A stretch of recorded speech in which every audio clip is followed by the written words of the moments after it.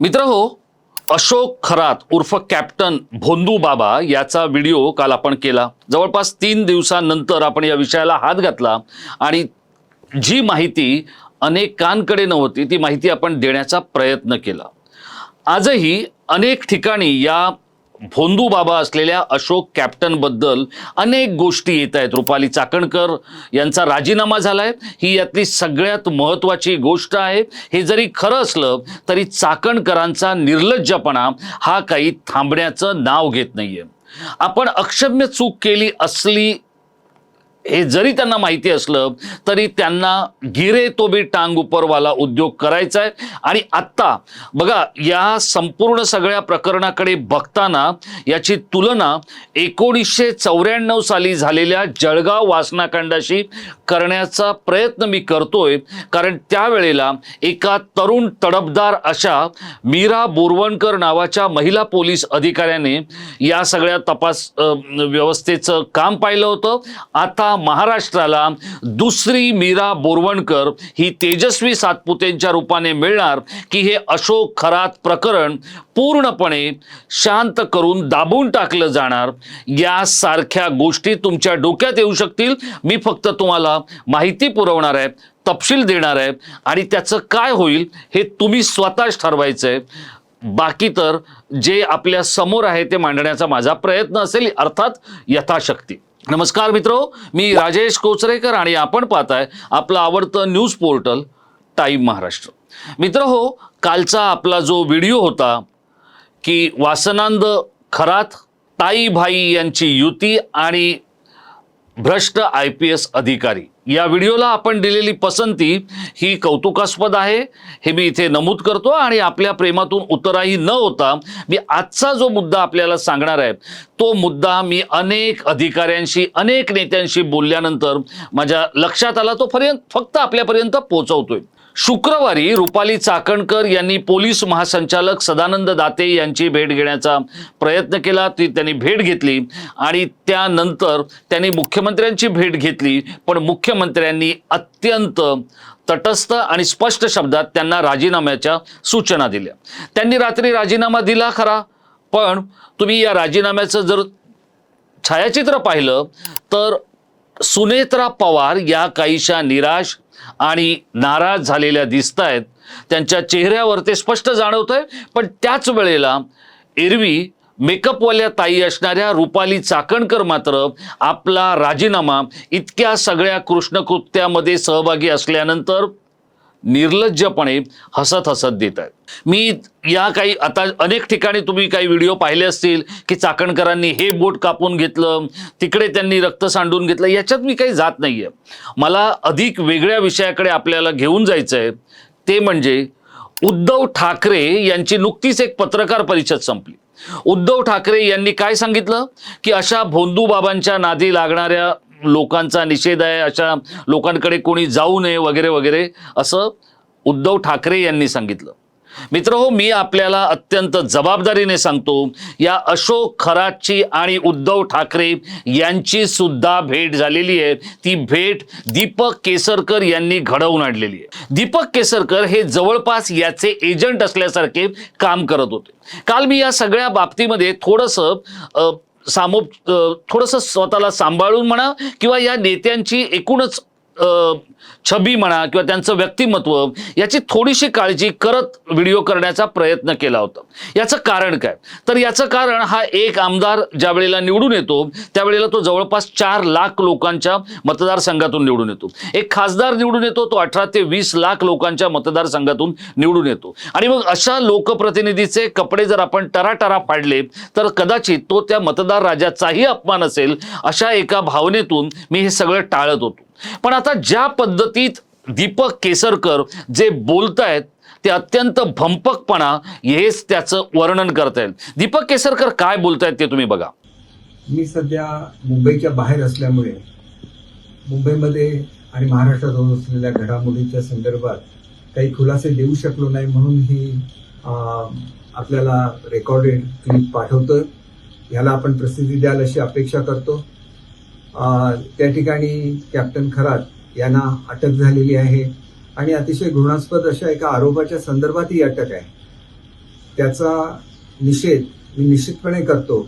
परंतु त्या संदर्भात जे काही चौकशी असेल आणि जी काही शिक्षा व्हायची त्याबद्दल न्यायालय योग्य तो निर्णय घेईल. परंतु त्यांच्या ओळखीच्या लोकांना याच्यामध्ये गुंतवणं, त्यांचे फोटो प्रसिद्ध करणं हे अतिशय चुकीची बाब आहे असं मला स्वतःला वाटतं.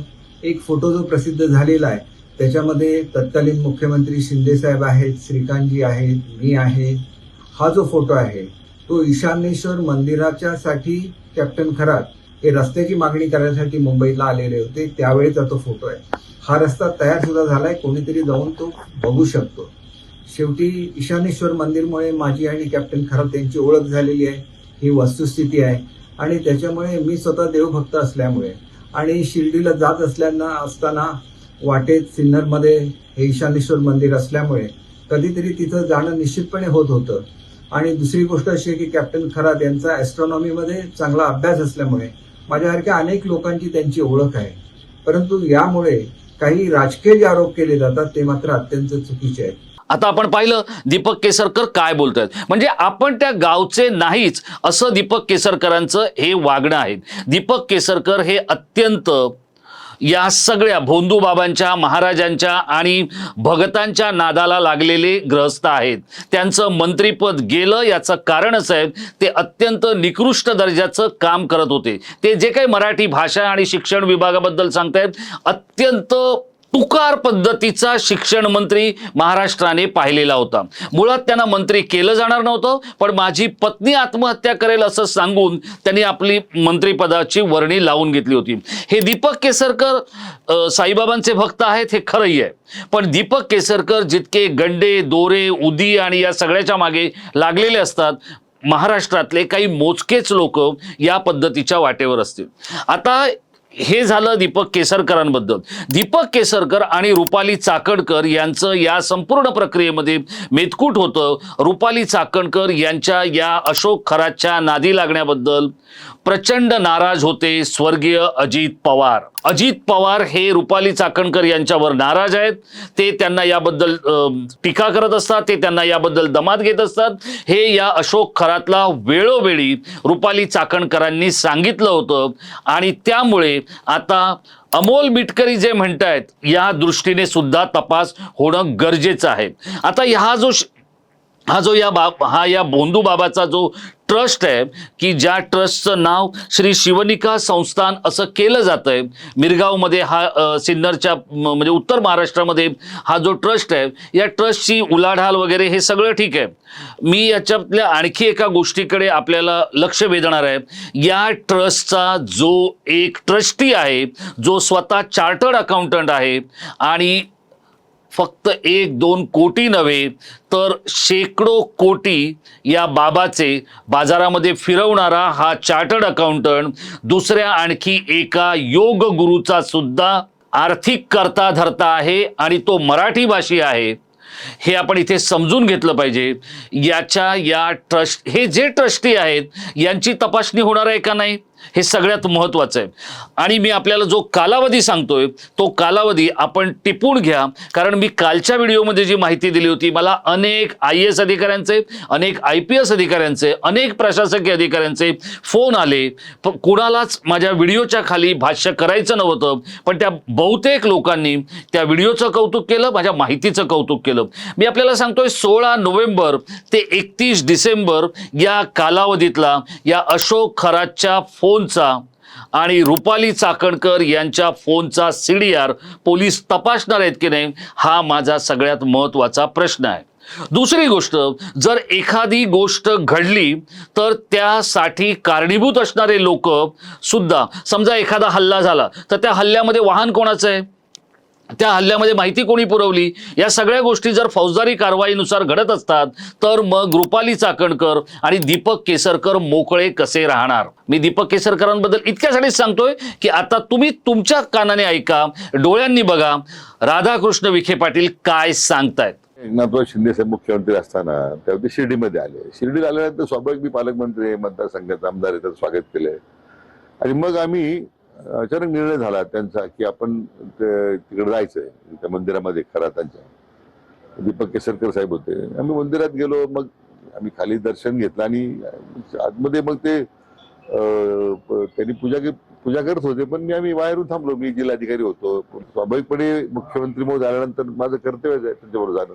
तर मग ते खरं तर आमचा काही संबंधही नाही आहे. म्हणजे त्याच्या कर्तृत्वाबद्दल किंवा तर एकदा बोलेल मी नंतर, कारण तो राजकीय सल्ले द्यायचा लोकांना कधी कधी. कळलं तुम्हाला?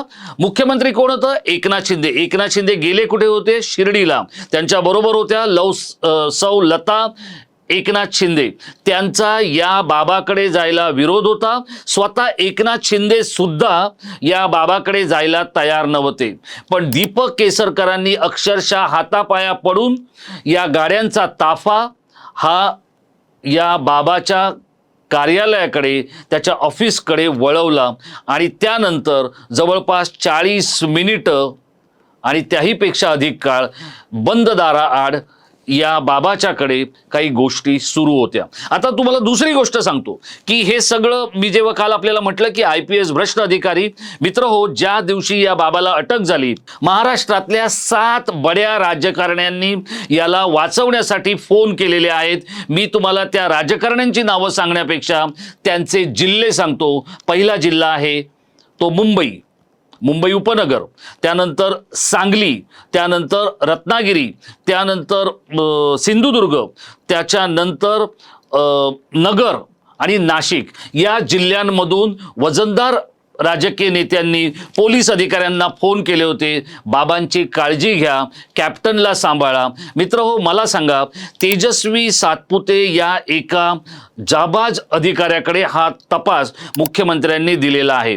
तेजस्वी सातपुते या 2000 बॅचच्या IPS अधिकारी आहेत. मराठी कुटुंबातली एक अत्यंत कष्टानं आपलं शिक्षण घेणारी आणि शिक्षिकेची मुलगी असलेली तेजस्वी सातपुते ही आता दुसरी मीरा बोरवणकर होणार का याच्याकडे सगळ्यांचं लक्ष लागलेलं आहे. कारण मला जी माहिती मिळाली आहे त्यानुसार हा संपूर्ण प्रकार दाबण्यासाठी सर्वपक्षीय पातळीवरून प्रयत्न सुरू झालेले आहेत.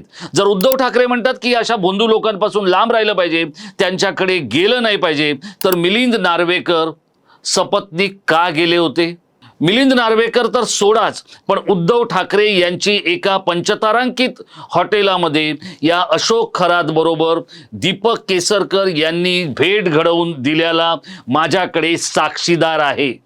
आणि त्यामुळे हे जे काही सगळं प्रकरण सुरू आहे त्यातून काही का असेना 5-7 वर्ष या बाबाला आत टाकायचं, हे जे सगळे राजकारणी आहेत त्यांना सुरक्षित करायचं, असा प्रकार आता सुरू होणार आहे. देवेंद्र फडणवीस आणि सदानंद दाते, पोलीस दलाचा एक प्रमुख आणि राज्याचा एक प्रमुख, या 2 लोकांवर एक जबाबदारी येऊन पोचलेली आहे. बघा, जळगाव वासनाकांडामध्ये 1994 साली जवळपास 500 महिलांना या संपूर्ण सगळ्या प्रकरणामध्ये गोवण्यात आलं होतं, त्यांच्यावर अन्याय अत्याचार झाला होता. जळगाव वासनाकांडापेक्षा हे प्रकरण भयंकर आहे अशा स्वरूपाची माझी माहिती आहे. ही माहिती नगरमधून, ही माहिती नाशिकमधून, ही माहिती संगमनेर आणि येवल्यामधून आपल्यापर्यंत पोचलेली आहे. हजारो कोटी रुपये या बाबाचे एका मंत्र्याच्या मुलाच्या माध्यमातून बाजारात फिरतायत. इतकंच नव्हे तर एक केंद्रामध्ये खासदार असलेला नेता आणि त्याचा मुलगा या बाबाच्या पाठीशी उभे आहेत आणि त्या केंद्रातल्या खासदाराच्या मुलाने या बाबाचे शेकडो कोटी रुपये वेगवेगळ्या मालमत्तांमध्ये लावलेले आहेत. अनेक ठिकाणी राजकीय सावकारी, म्हणजे ज्यांना निवडणूक लढायची आहे त्यांनाही हा बाबा पैसे द्यायचा, ज्यांच्या काही प्रॉपर्टी अडकल्या असतील त्यांना पैसे द्यायचा, आणि जर वेळेत पैसे मिळाले नाहीत तर प्रशासन, पोलीस आणि राजकारण यांच्या माध्यमातून ती प्रॉपर्टी बळकवायचा. अशा पद्धतीत या बाबाची एकूणच कार्यपद्धती होती. रुपाली चाकणकर यांची आता चौकशी होणार, त्यांना अटक होणार, इथपर्यंतच्या गोष्टी या ठरलेल्या आहेत. आणि जर त्यांना अटक झाली नाही तर नक्कीच डाल में कुछ काला है असं समजायला खूप मोठा वाव आहे. कारण जे काही आहे ते आत्ता सोशल मीडियाच्या माध्यमातून, दूरचित्रवाणीच्या माध्यमातून आणि वर्तमानपत्रांच्या माध्यमातून समोर आलेलं आहे. आणि जाता जाता आम्हा माध्यमांमधले काही लोक जो काही उपद्व्याप करतायत तोही तितकाच राक्षसी आहे. कारण ज्या महिलेने या संदर्भातली तक्रार केलेली आहे त्या महिलेचं नाव एका सोशल मीडियाच्या पोर्टल मधून लोकांसमोर आणण्यात आलेलं आहे. अर्थात त्या पत्रकाराचे अक्षरशः पिसं काढण्याचं काम तेजस्वी सातपुतेंनी केलेलं आहे. त्याचप्रमाणे अनेक सामाजिक कार्यकर्त्यांनी केलेलं आहे. कारण अशा पद्धती जर हे नाव जाहीर झालं तर इतर महिला पुढे येणार नाहीत, अनेक प्रकार दाबले जातील अशी भीती वाटते. आणि चाकणकर किंवा केसरकरांसारखी मंडळी हे प्रकरण दाबण्यासाठी जीवाचा आटापिटा करणार आहेत. कारण मित्र हो, याच केसरकरांनी हे प्रकरण आपल्याला कसं शांत करता येईल याबाबतची विचारणा राज्याच्या प्रशासनातल्या काही महत्त्वाच्या अधिकाऱ्यांकडे आणि काही नेत्यांकडे केली होती. आता एकनाथ शिंदे यांची जबाबदारी वाढलेली आहे. एकदा का होईना ते चुकून तिथे गेले असतील किंवा केसरकरांवरच्या भोळेपणाच्या जो काही त्यांचा जो भोळेपणा आहे त्याला ते बदले असतील. पण आता केसरकरांना सत्तेच्या प्रवाहापासून आणि पक्षापासून लांब करण्याची जबाबदारी ही शिंदेंवर आलेली आहे. आणि जर शिंदेंनी तसं केलं नाही तर कदाचित शिंदेसुद्धा नैतिकतेनं या सगळ्याला सामोरे जाताना काहीसे अडखळताना दिसतील. आता अडखळायचं कोणी, शिंदेंनी की फडणवीसांनी? पोलिसांना मोकळी द्यायची कोणी, फडणवीसांनी की सरकारमधल्या सगळ्याच पक्षांनी? यावर आता खल सुरू होणार आहे. आणि मित्र हो, आपण कुठेही म्हणजे जाऊ नका. याचं कारण असं आहे, अवघ्या काही तासात या संपूर्ण सगळ्या प्रकरणामध्ये विधानसभेत सोमवारी रणकंदन होणार आहे. आणि त्यामुळे आपण सतत टाईम महाराष्ट्राशी कनेक्ट राहा. जे जे काही या प्रकरणात होईल ते आपल्यापर्यंत पोहोचवण्याचा आम्ही कसोशीने आणि प्रामाणिकपणे प्रयत्न करू. धन्यवाद.